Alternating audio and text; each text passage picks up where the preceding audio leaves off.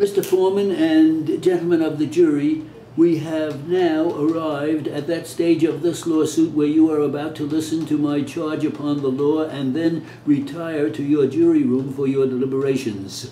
A lawsuit of this kind has been termed a civilized method of settling disputes between citizens.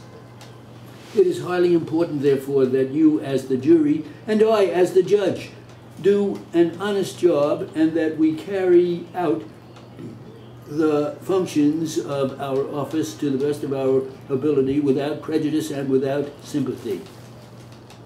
Only in that way can we carry out this system of government of laws under which we live rather than government of men. As I have already told you in my admonition to you, your function in the case is to decide questions of fact. No one can interfere with that. As far as you are concerned, you are supreme in that field. You decide what happened, what is the truth of the situation, and what are the facts. Then you apply those facts to the law that I give you, and just as you are supreme in deciding questions of fact, I, as the judge, am supreme on questions of law. And whether or not you like the law that I give you, you must accept it. This is our system of jurisprudence.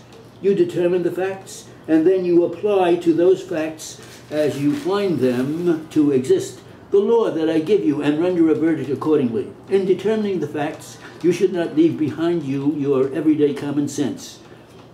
Here, you are called upon to determine the credibility of witnesses who have taken the stand. This happens to you in your ordinary walks of life. You meet people in your ordinary walks of life and you have to determine from time to time, are they telling the truth? Are they exaggerating? What is the probability of the story that they are talking? Is it hyperbole? You measure the probabilities by the manner in which they tell it, the manner in which they talk, the interest, if any, they might have in exaggerating the story and in telling it in a particular light or color. All of these situations you meet in your ordinary walks of life, and it is just in that way that you determine whether or not a witness is telling the truth. There has been some reference in both summations here to the failure to call witnesses. The failure to call any given witness does not constitute evidence. It is not proof of any fact, nor is a party under a duty to call any given witness.